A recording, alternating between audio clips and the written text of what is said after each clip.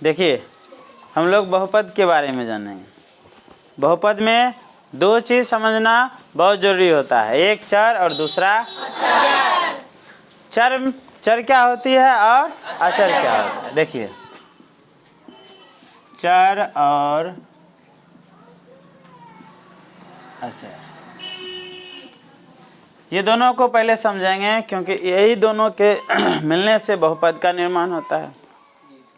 आज बहुपद की बेसिक जानकारी लेंगे। जब तक आप बहुपद के बारे में समझोगे नहीं तब तक इससे रिलेटेड क्वेश्चन नहीं बनेगा। तो चर क्या होती है और अचर क्या होता है?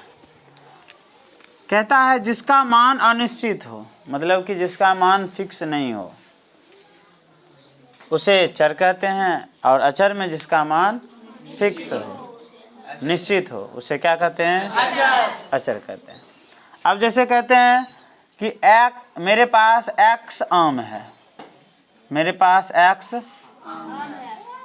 आम है, मेरे पास x आम है। x आम है मतलब x आम का मतलब कि कितना आम है पता है? कहते हैं मेरे पास a पैसा है, a रुपया है, a रुपया है। मेरे पास कितना रुपया है? अब a का मतलब कितना रुपया हो सकता है? a का मान 1 भी हो, 2 भी हो, 3 भी हो, 4 हो, 5 हो। अगर 1 होगा तो कहेंगे 1 रुपया है, 2 है तो 2 रुपया है, 3 है तो 3। लेकिन a का मान यहाँ पता नहीं ना कि क्या होगा, इस सब में से कुछ भी हो सकता है। तो a से z तक, a b c कहाँ तक? z तक जो अल्फ़ाबेट होता है, इस अल्फ़ाबेट को हम क्या कहते हैं? चर। क्या कहते हैं? चर। समझ में आ गया? इसका मान क्या होता है? अनिश्चित होता है, अनिश्चित होता है, फिक्स मान नहीं होता है। लेकिन जब हम अचर की बात करते हैं, यानी कि अचर का मतलब जितना मान है बोल दिए तो फिक्स है, उसमें कोई बदलाव। जैसे कहते हैं मेरे पास 5 आम है, फिक्स है कि 5 है, 6 थोड़ी हो सकता है। जितना कह दिए उतना ही होगा, उससे ज़्यादा या कम नहीं होगा।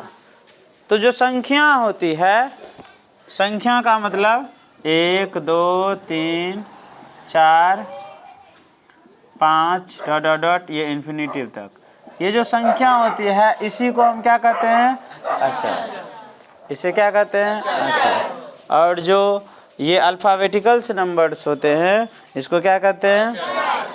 चर कहते हैं। इसको चर कहते हैं और इसको क्या कहते हैं? ये दोनों जब मिल जाता है तब बहुपद का निर्माण होता है। किसका निर्माण होता है? अब बहुपद जो होता है अनेक प्रकार का होता है। बहुपद को पद के भी अनुसार बांटा गया है और बहुपद को घात के अनुसार बांटा गया है।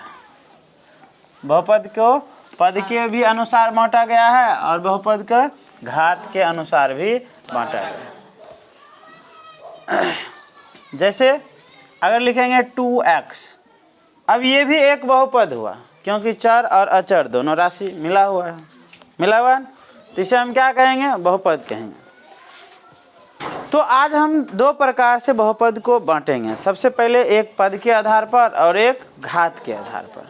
पद के आधार पर होता है एक पदीय बहुपद, द्विपदीय बहुपद, त्रिपदीय बहुपद और बहुपद, बहुपदीय बहुपद ना। उसके बाद घात के आधार पर होता है एक घातीय बहुपद, द्विघातीय बहुपद, त्रिघातीय बहुपद और बहुघातीय बहुपद, बहुपद डायरेक्ट। तो हम समझेंगे कि एक घातीय कौन होगा, द्विघातीय कौन होगा और त्रिघातीय कौन होगा, एक पदीय कौन होगा, द्विपदीय कौन होगा और त्रिपदीय बहुपद। पद क्या होता है और घात क्या होता है? सबसे पहले ये समझते हैं कि पद क्या होती है और घात क्या होती है। जब चर या अचर के बीच, जब चर या अचर के बीच प्लस माइनस गुना या भाग, प्लस माइनस गुना या ये बीच में आ जाए तो उसे हम चर कहते हैं।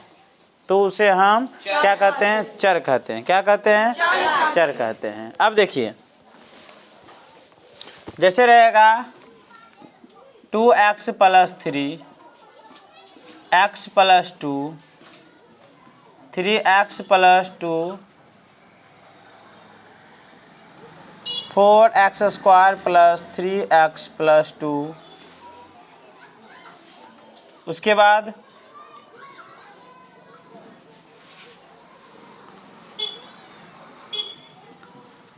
अगर रहेगा 5 प्लस 3x, अगर रहेगा 7x 6x square plus 3x minus 2। अब देखिए ये जितना भी बहुपद है एक चर वाले बहुपद कहेंगे, क्योंकि सब में x x x x है, दूसरा कोई चर नहीं है, y नहीं है, तो इसे क्या कहेंगे? एक चर वाले बहुपद। क्या कहेंगे? एक चर वाले बहुपद। लेकिन अगर इसी में रहता 3x प्लस 2y प्लस 3 बराबर कुछ भी रह सकता था या 0, तो इसमें देखो x और y चर की संख्या कितना है? 2, तब इसे हम कहते हैं दो चर वाले बहुपद। तब इसे क्या कहते हैं? दो चर वाले बहुपद। तो अभी दो चर वाले बहुपद को नहीं देखेंगे, पहले क्या देखेंगे? एक चर वाले बहुपद को। किसको देखेंगे? एक चर वाले बहुपद। अब इसमें देखिए प्लस है, जा है यहाँ पे प्लस है ना, प्लस के इस साइड और प्लस के इस साइड, एक ये है एक ये है, तो इसको कहते हैं द्विपदीय बहुपद, क्योंकि इसमें पद कितना है? 2, एक ये है और एक ये है।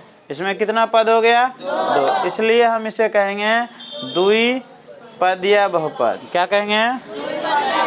यहाँ देखो प्लस, प्लस के इस साइड प्लस के इस साइड भी संख्या है, 2 पद इसमें भी है, इसे भी क्या कहेंगे? द्विपदीय बहुपद।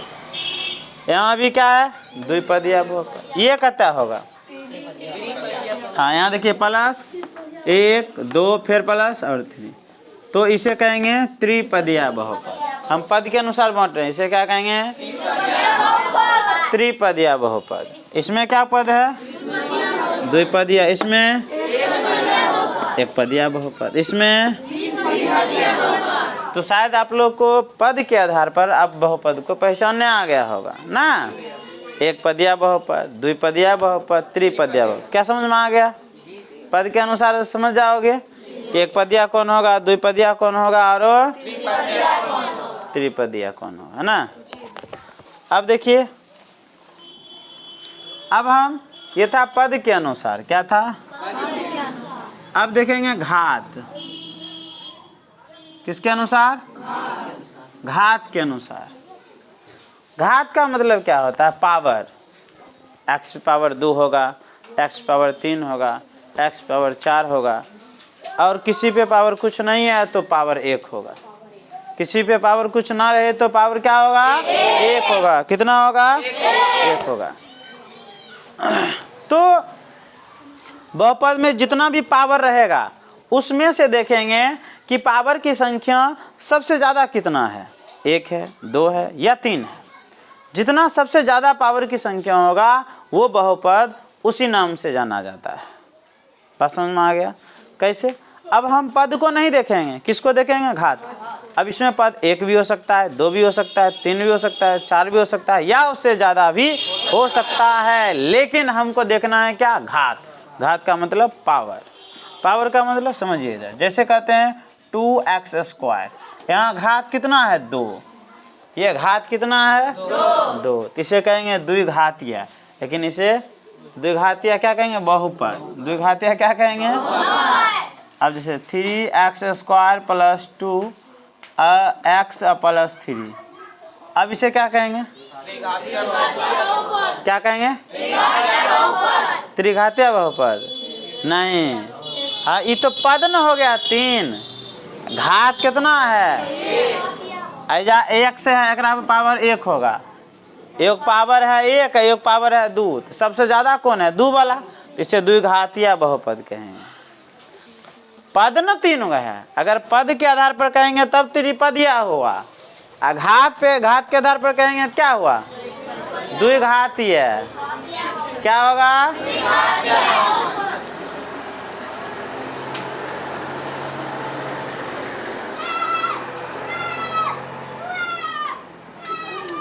अब देखो ये कैसा बहुपद है? कैसा है? इसको भी कहेंगे द्विघातीय बहुपद। क्या कहेंगे? क्योंकि अधिकतम घात कितना है? 2।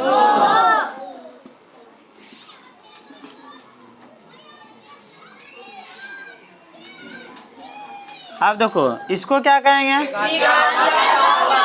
पावर 2, पावर 3, पावर कुछ नहीं तो 1 होगा। तो इसमें अधिकतम पावर कितना है? 3। इसलिए हम इसे त्रिघातीय बहुपद कहेंगे। कहेगा इस बहुपद का घात कितना होगा अधिकतम?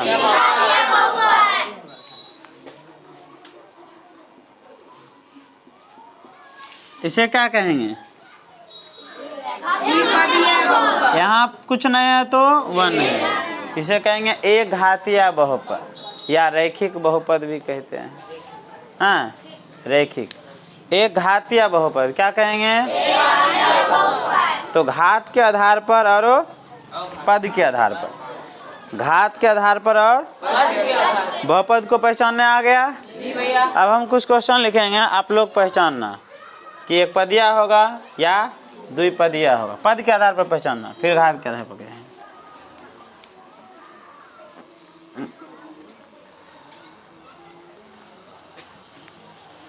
देखिए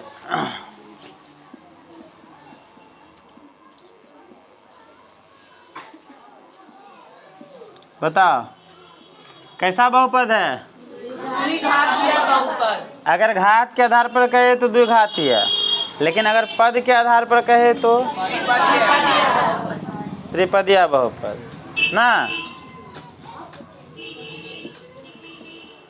ये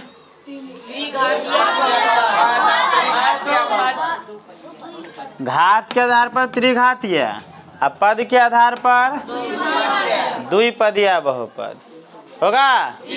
समझ में आ रहा है?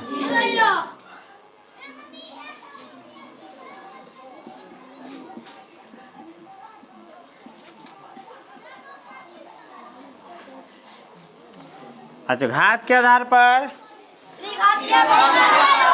घात के आधार पर त्रिघातीय, पद के आधार पर बहुपदीय बहुपद। क्योंकि 3 से ज्यादा है, 1 2 3 4, 3 से ज्यादा रहेगा बहुपदीय बहुपद कहेंगे। तो शायद यहाँ तक आप लोग को समझ में आ गया। घात के आधार पर और पद के आधार पर ना बहुपद को पहचान लेगा। अब इसी का होता है जोड़ घटा गुना भाग। बहुपद का क्या होता है? जोड़ घटा गुना भाग। तो हम कैसे बनाएंगे बहुपद का जोड़ घटा गुना भाग? तो इसमें क्या होता है, हम जाति को मिलाते हैं। क्या करते हैं? जाति को मिलाते हैं। जाति के साथ ही जोड़ घटा होता है, गुना तो सबके साथ होता है, लेकिन जोड़ घटा जाति मिलेगा तब होगा और नहीं तो नहीं होगा। आइए देखते हैं। जैसे अगर क्वेश्चन रहेगा 7x + 2 + 8x, तो कहेगा इसका वैल्यू क्या होगा? Find the value. अब यहाँ देखिए, यहाँ x लगा हुआ, इसमें भी x लगा हुआ, इसमें x नहीं लगा हुआ है, तो x वाला साथ जो है वो जुटेगा, और जिसमें x नहीं है वो जुटेगा नहीं। इसका आंसर क्या हो जाएगा? 8 7 15x प्लस 2, यही क्या हो जाएगा? बात बुझा रहा है? अगर रहेगा 3x² + 5x - 2x², अब बताओ यहाँ क्या होगा? अब देखिए यहाँ x² यहाँ है, x² यहाँ है, इसमें नहीं ना x², तो 3x में 2x² घटेगा, 3x², खाली x² + 5x, यही क्या हो जाएगा? बात समझ में आ रहा है? अब अगर रहेगा 3xy 3 + 5x - 4x + 6xy, अब क्या करेंगे? सो देखिए xy यहाँ है जी भैया, तो यहाँ 6 3 5x में 4x गया, यही क्या हो जाएगा? जोड़ घटा आपने सीखा, इसे कहते हैं बहुपद का जोड़ और घटा। अब देखिए बहुपद का क्या होता है? गुना। बहुपद का गुना तो बहुपद का गुना जैसे 7x + 2x, 7x + 2x, तो 7 देखिए अचर वाला अचर के साथ, अचर वाला के चर के साथ, 7 दूना 14, x स्क्वायर होगा। अब देखो 6x स्क्वायर, ये प्लस दे दिए, गुना चिन्ह होगा, 6x स्क्वायर और 2x स्क्वायर। अब यहाँ देखो 6 दूना x पावर 2, x पावर 2, तो x पावर कितना होगा? बात बुझा रहा? इस तरह से हम गुना बनाते हैं। अगर रहेगा 6 गुना 3x, तो क्या लिखेंगे? यहाँ देखो इसमें x नहीं है, इसमें x है, जाति अलग अलग है, फिर भी गुना होगा। 3 यही क्या हो जाएगा? अब इसके बाद हम आपको बहुपद का और बहुत सारा क्वेश्चन बताएंगे ना। इसका भाग बताएंगे, रैखिक विधि से एक होता है, एक क्षैतिज विधि से होता है। उसके बाद इसका गुणांक निकालने के लिए बताएंगे, और बहुत तरह का क्वेश्चन बहुपद से रिलेटेड बताएंगे। बंद करो इसको।